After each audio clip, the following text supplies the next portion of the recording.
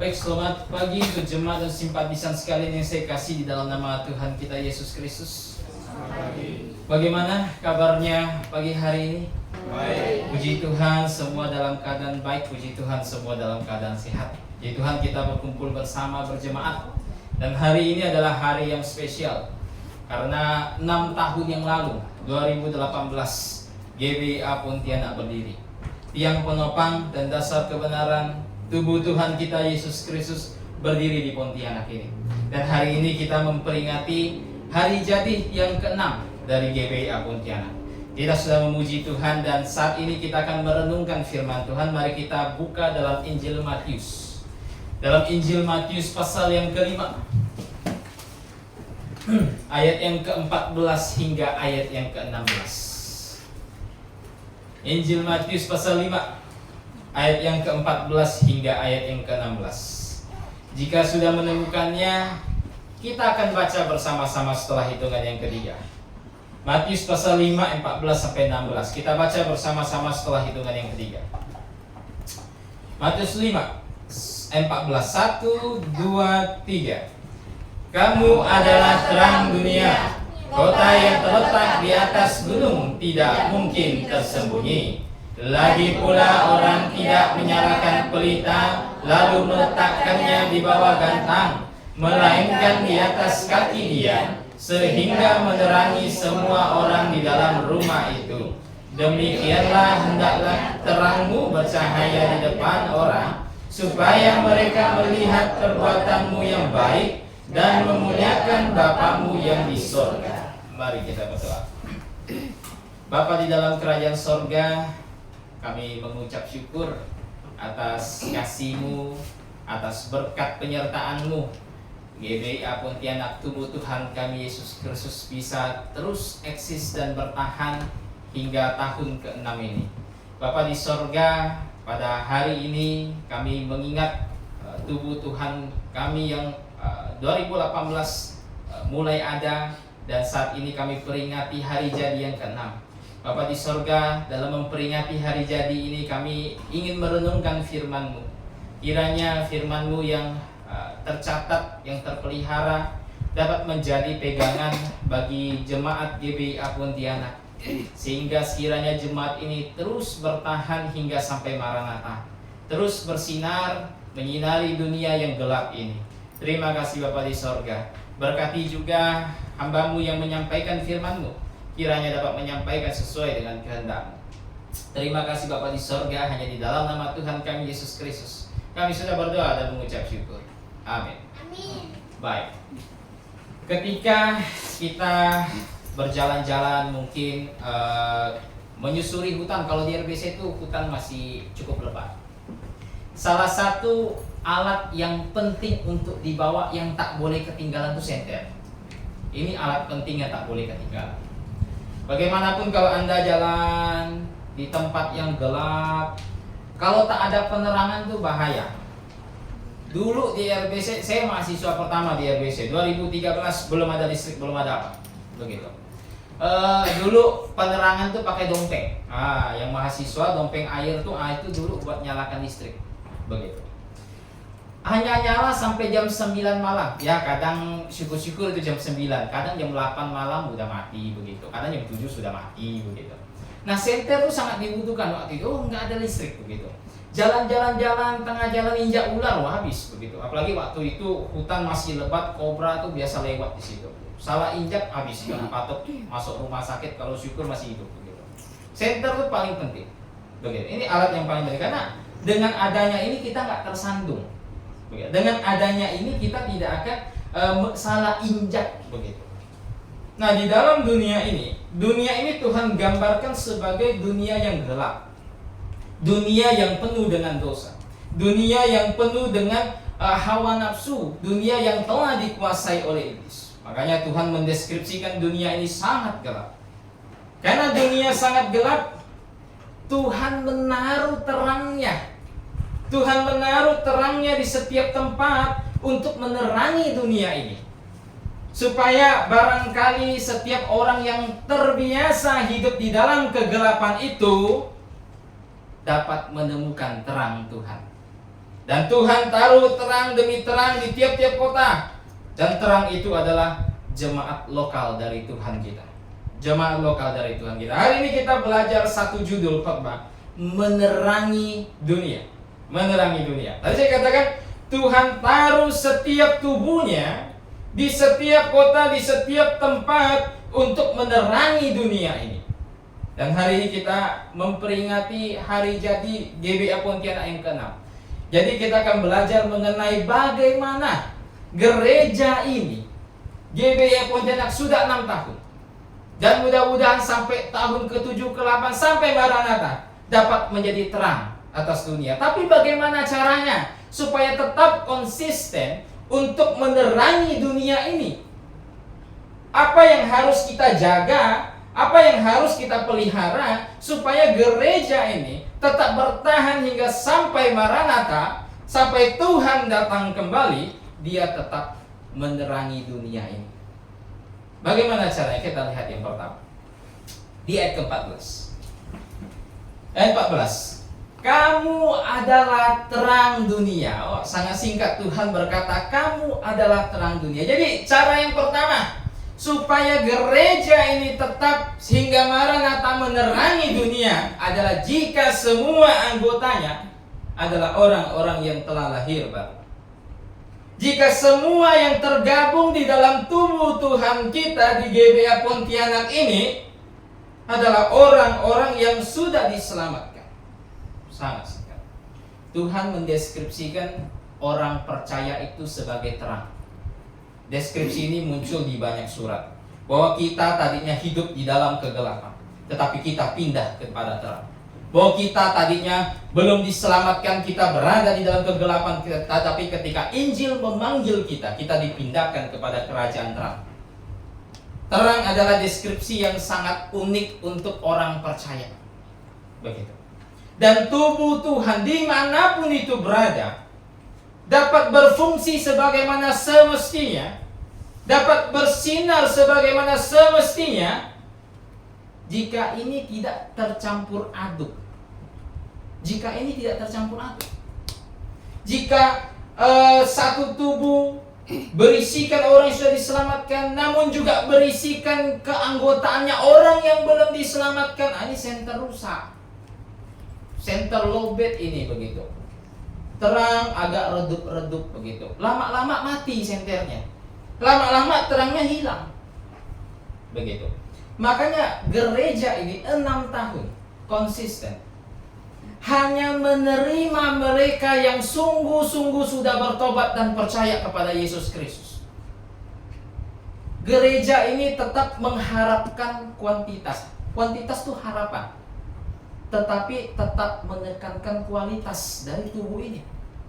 Kita nggak terlalu gila untuk kita sebanyak-banyaknya berusaha masukkan orang, tidak peduli dia lahir baru enggak, tidak peduli dengan pengakuan imannya atau tidak, pokoknya maju ke depan asal bisa ngomong Yesus telah menebus dosa saya, terima begitu. Tidak. Kita tidak mungkin membuka pintu ini selebar-lebarnya tanpa ada filter. Tidak bisa. Jika ini dibuka selebar-lebar tanpa ada filter, orang hanya tahu Tuhan boleh gabung baptis, orang hanya tahu Yesus boleh gabung baptis, gereja ini akan tercampur aduk. Padahal Tuhan berkata bahwa tubuh Tuhan itu adalah adonan tanpa ragi. Adonan tanpa ragi. Dan adonan tanpa ragi hanya dimiliki oleh mereka yang telah melewati atau yang telah memakai atau yang telah memakan domba Paskah Tuhan, yaitu Yesus Kristus. Begitu. Ini yang harus dijaga. Makanya gereja ini terus konsisten. Hanya mereka yang sungguh bertobat dan percaya kepada Kristus saja yang bisa tergabung ke dalam jemaat. Kenapa ini penting? Kenapa ini menjadi poin yang sangat penting? Bahkan gereja ini setiap minggunya terus mengkhotbahkan hal ini. Terus mengkhotbahkan hal ini. Berita ini sangat penting bahwa seseorang mesti bertobat dan percaya kepada Yesus Kristus. Kenapa berita ini sangat penting, saudara? Tidak lain tidak bukan karena setiap manusia itu adalah orang berdosa. Upah dosa maut. masuk ke dalam neraka. Upah dosa adalah kita binasa di dalam neraka untuk waktu yang selama-lamanya. Makanya berita itu terus diberitakan, supaya barang siapa yang belum bertobat dan percaya kepada Kristus, untuk datang merendahkan dirinya di hadapan Tuhan, menerima Tuhan sebagai Tuhan dan Juru Selamat. Supaya jemaat ini ketika orang gabung, dia orang-orang yang sudah lahir baru. Itu yang pertama. Caranya adalah tetap konsisten untuk menjaga agar keanggotaannya tidak tercampur baur. Itu yang pertama. Yang kedua, apa lagi? Bagaimana cara jemaat ini bisa tetap bahkan hingga sampai Maranatha? Bukan hanya menjaga keanggotaannya. Ini sudah dilakukan 6 tahun. Bukan hanya jaga keanggotaannya, tapi juga tetap memiliki dan mempertahankan ajaran yang benar. Tetap memiliki dan mempertahankan ajaran yang benar. Kita terang dunia. Kenapa bisa jadi terang? Alasannya sederhana, karena GBI Pontianak adalah tubuh Tuhan yang merupakan tiang penopang dasar dan kebenaran. Gereja yang hanya bisa menjadi tempat berkumpulnya orang-orang ramai tanpa memiliki kebenaran, yang setiap minggunya hanya diajarkan mengenai berkat-berkat jasmania, yang setiap minggunya hanya diajarkan mengenai sejarah hidup pengkhotbahnya, minggu ini ke Australia, minggu ini kemana, begitu. Tidak mungkin bisa menjadi terang bagi dunia ini.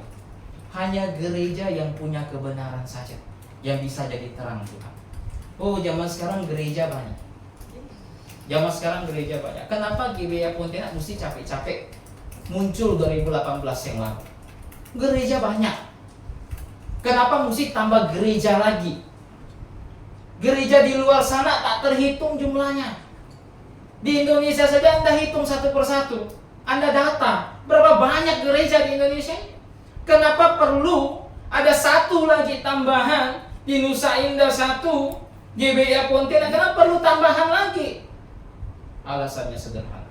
Gereja ini berdiri karena melihat ada banyak gereja di luar sana yang seperti sebuah tempat pelita, seperti pelita yang tidak punya minyak, seperti pelita yang tidak punya kebenaran. Begitu. Ini yang terjadi. Kenapa GBI Pontianak berdiri? Kalau kita bicara kebenaran, gereja itu nggak hanya, pokoknya dia pakai Alkitab, pokoknya dia ngomong tentang Tuhan Yesus, pokoknya dia ngomong Tuhan Yesus itu adalah Tuhan dan Juru Selamat. Oh, itu pasti gereja yang benar. Oh, itu Anda terlalu polos. Anda tidak mengerti betapa lebatnya hutan kekristenan itu. Bagaimana bisa ada gereja yang satu berkata, baptis bayi itu boleh, begitu. Bahkan bayi dianjurkan untuk dibaptis. Gereja yang lain berkata, baptis bayi nggak boleh. Yang boleh hanyalah baptis orang dewasa yang telah beriman kepada Yesus. Gereja yang satu berkata, kalau perjamuan itu dapat menguduskan, you makan roti, minum anggur, you kudus, begitu. Tapi yang gereja satu berkata, nggak bisa. Makan perjamuan hanyalah sebagai sebuah simbol dari tubuh dan darah Yesus Kristus. Dan masih banyak lagi. Dan jika kita menutup mata atas perbedaan-perbedaan ini, bagaimana kita bisa tahu yang mana guru palsu, mana bukan? Tuhan berkata dalam Timotius pasal 4, 1 Timotius, guru palsu itu pasti ada, penyesatan itu pasti ada, kemurtadan di akhir zaman itu semakin banyak. Kalau kita menutup mata ke semua perbedaan ini, berarti kita sama saja menutup mata atas semua himbauan dari Tuhan. Hati-hati terhadap guru palsu, hati-hati terhadap serigala berbulu domba, hati-hati terhadap guru palsu yang masuk ke dalam tubuh Tuhan, yang mengeriak di dalam tubuh Tuhan, yang berusaha mengajarkan bahwa kasih karunia Tuhan dapat dipakai untuk memuaskan hawa nafsu. Kita tutup mata atas semua himbauan Tuhan tersebut. Bagaimana bisa ada orang zaman sekarang menutup mata untuk persoalan satu ini? Tapi kita lihat di luar sana, ada banyak sekali orang Kristen di luar sana diajar oleh guru-guru mereka untuk menutup mata untuk persoalan satu ini. Mereka berkata apa? Ya, untuk masalah yang tidak begitu penting, beda-beda tidak apa-apa. Yang penting tuh permasalahan yang utama itu harus sama. Kalau permasalahan utama beda, nggak boleh. Yang beda tuh hanya permasalahan yang tidak utama.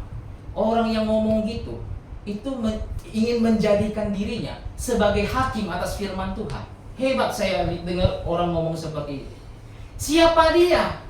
Siapa dia yang menentukan mana pengajaran yang kurang utama, mana yang utama? Siapa dia? Siapa dia? Apakah dia adalah utusan Tuhan dari langit, dari sorga, kemudian datang ke dunia ini kasih tahu, oh kalau bagian yang ini kurang penting ya, nggak perlu diajar dalam gereja. Oh bagian ini penting ya, ini harus bersatu semua. Bagian ini kurang penting, beda-beda tidak apa. Siapa dia? Siapa? Di dalam Alkitab, Paulus dengan konsisten. Anda baca kisah para rasul, Anda baca dalam surat-surat Paulus. Paulus selalu berkata apa? Bahwa dia tidak pernah lalai memberitakan semua maksud Allah. Dia tidak berkata, saya tidak pernah lalai memberitakan sebagian maksud Allah. Karena ada sebagian yang kurang penting. Yang kurang penting tak perlu diberitakan. Beda-beda tidak apa. Yang penting-penting saja yang saya beritakan. Enggak. Paulus berkata dia tidak lalai memberitakan semua maksud Allah. Semua. Apapun yang Alkitab ajarkan, apapun yang Alkitab tegaskan di setiap lembarannya, yang orang luar sana anggap, oh ini kurang penting, ini penting, apapun yang diajarkan dengan jelas, itu semua penting. Tidak ada yang tidak penting. Kalau tidak penting, robek saja. Kan begitu. Ada yang berkata baptisan tidak penting, kan tidak berkaitan dengan keselamatan. Terus kenapa Tuhan omongkan baptisan kalau begitu? Kalau kurang penting. Oh mengenai perjamuan Tuhan kurang penting, terus kenapa Tuhan omongkan? Oh mengenai kedatangan Tuhan, ada orang yang percaya Tuhan datang sebelum masa penganiayaan, setelah masa penganiayaan, itu kurang penting, beda tidak apa. Toh beda juga nggak masukkan saya ke neraka. Kalau gitu untuk apa Tuhan omongkan dengan sangat jelas dalam Alkitab? Tuhan omongkan dengan sangat jelas, itu bertanda bahwa itu penting. Tuhan omongkan itu berulang-ulang, itu bertanda bahwa itu penting. Makanya kalau kita baca Alkitab, contoh kita baca 4 Injil. 3 Injil pertama disebut Injil sinoptik, karena menyajikan Yesus Kristus dari sudut pandang yang sama.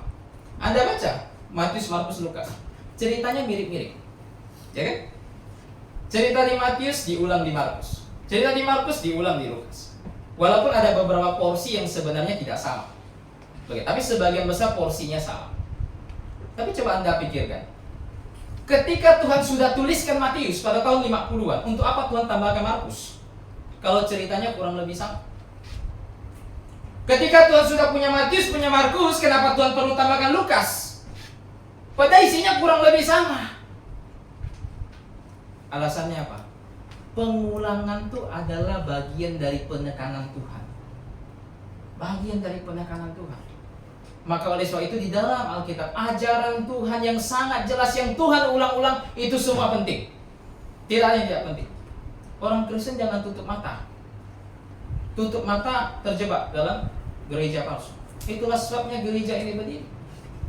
Karena merindukan bahwa semua orang di luar sana bisa mengenal kebenaran Tuhan yang sebenar-benarnya itu apa. Bisa tahu kebenaran Tuhan yang sebenar-benarnya itu seperti apa.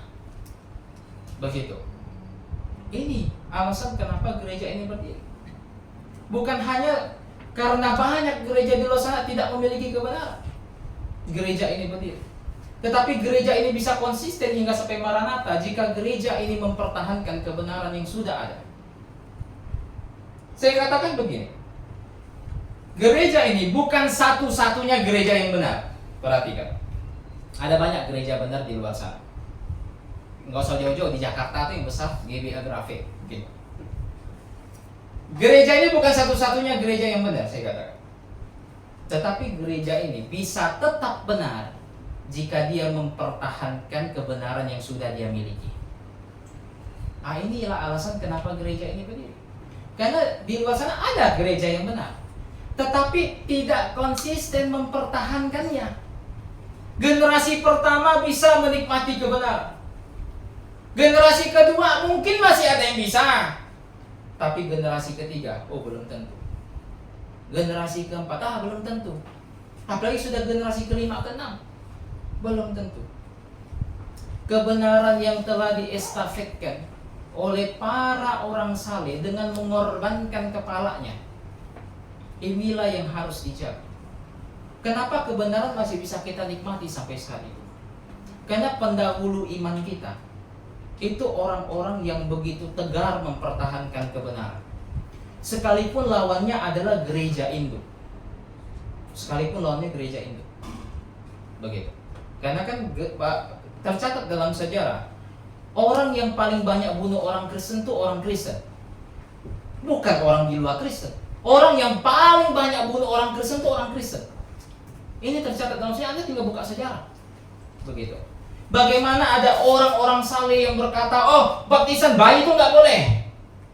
Tercatat dalam Kisah Rasul pasal 8, hanya mereka yang telah percaya dengan Tuhan segenap hati yang boleh memberi diri dibaptis. Baptis bayi nggak boleh, karena di dalam Alkitab semua catatan tentang pembaptisan semuanya terjadi setelah orang beriman. Dipegang konsisten. Ada gereja induk yang tidak setuju. Gereja induk kebetulan berkata baptisan bayi boleh. Wah, ini ada penentang-penentang. Apa yang harus dilakukan? Mereka tangkap dan mereka aniaya. Ditanya sama yang nentang itu, baptisan bayi boleh nggak? Nggak boleh. Kalau nggak boleh, berarti kau menghujat Alkitab, kata gereja induk. Kalau begitu, kalau kau masih tetap mempertahankan ini, besok dihukum mati. Sebagian besar berkata apa? Kepala taruhannya pun tak apa-apa. Tercatat dalam sejarah, banyak orang dibakar hidup-hidup. Banyak orang yang diadu dengan binatang. Banyak orang yang mempertahankan kebenaran dengan amat sangat, sekalipun nyawa taruhannya. Ini yang terjadi. Sehingga kebenaran bisa terus terestafetkan dengan sangat rapi, terus terestafetkan hingga sampai ke gereja zaman sekarang. Begitu. Orang-orang saleh pendahulu kita mempertahankannya dengan baik. Nah, gereja pada zaman ini juga harus sama.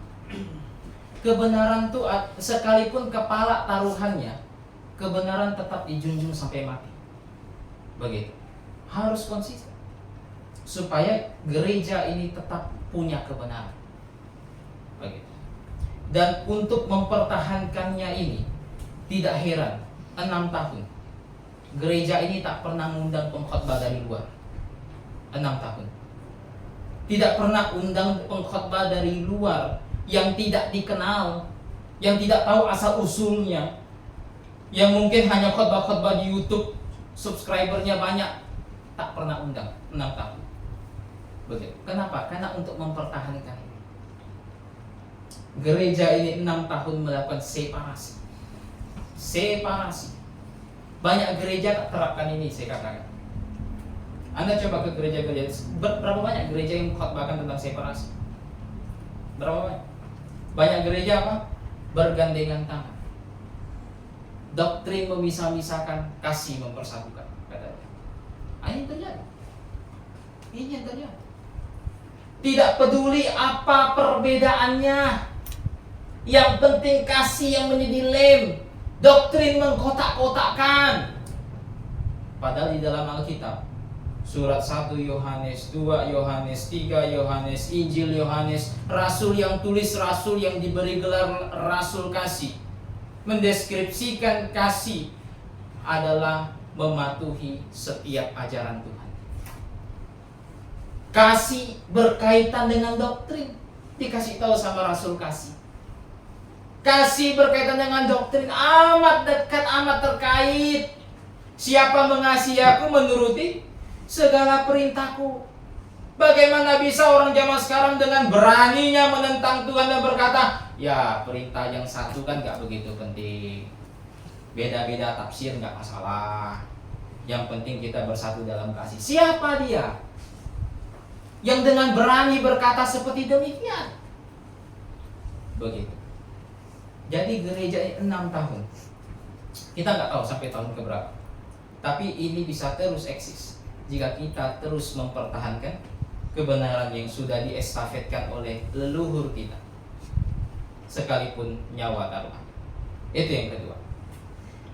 Hal yang ketiga, yang terakhir, bagaimana gereja ini bisa tetap konsisten, bisa tetap bertahan hingga sampai Maranatha. Bagaimana caranya? Yang ketiga, yang terakhir, jika gereja ini terus mengerjakan kehendak Tuhan. Jika gereja ini terus mengerjakan kehendak Tuhan, 6 tahun sudah dilakukan. Banyak minggu yang lalu, saya lupa minggu lalu atau banyak minggu yang lalu, kebetulan kita sempat belajar di kitab Wahyu. Salah satu pujian Tuhan apa? Kepada salah satu jemaat di kitab Wahyu, bahwa pekerjaanmu yang sekarang lebih baik dibandingkan yang dulu. Pekerjaan jemaat tersebut yang ketika pertama kali berdiri itu baik, tetapi yang sekarang lebih baik lagi. Wah. Jika ini dialami oleh semua gereja di luar sana, kekristenan akan menjadi sebuah kelompok yang semarak untuk memenangkan jiwa. Semarak memenangkan jiwa. Begitu. Kekristenan itu bukanlah tempat untuk berkumpulnya orang-orang malas, bukan. Bukan. Bahkan kemalasan adalah sesuatu yang amat dikutuk oleh Tuhan. Kemalasan itu amat dikutuk oleh Tuhan. Tuhan tuliskan satu kitab, Amsal, salah satu tema utamanya tentang orang malas. Kekristenan bukan menjadi sarang orang malas. Kekristenan adalah menjadi sarang tempat orang-orang dengan rajin, dengan bersemangat, dengan bergairah, terus mengerjakan kehendak Tuhan.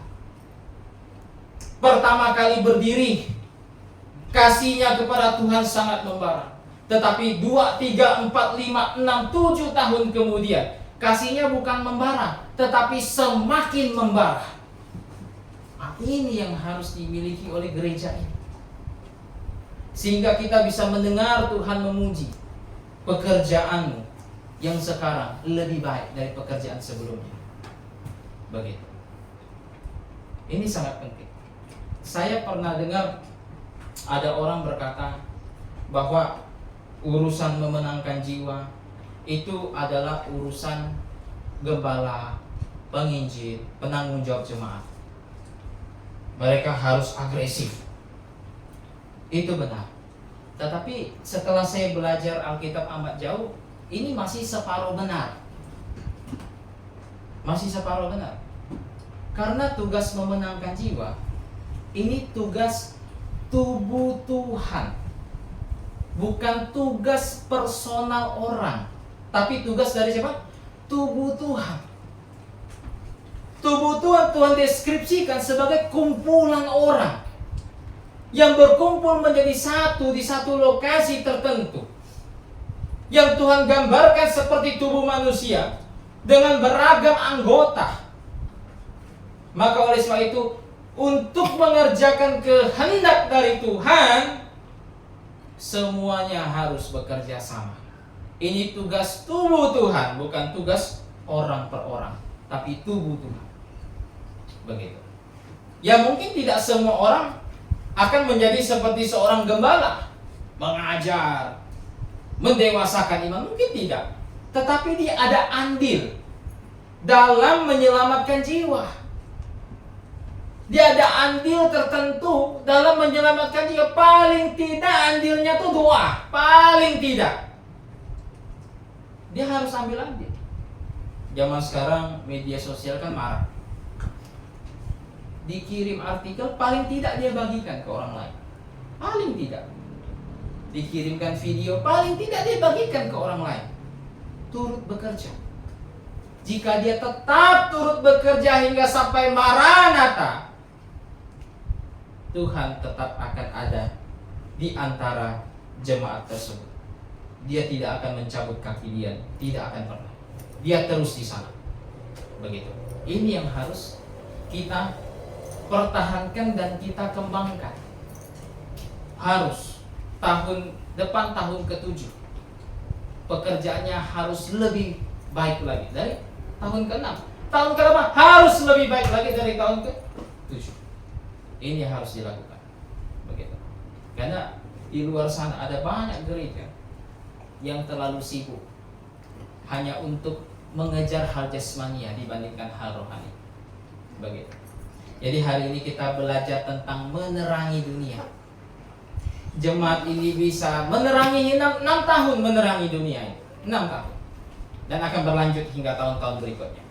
Jika jemaat ini terus konsisten menjaga anggotanya, jangan sampai ada orang yang tidak lahir baru jadi anggota. Jika gereja ini bisa terus konsisten mempertahankan kebenaran yang sudah dia miliki.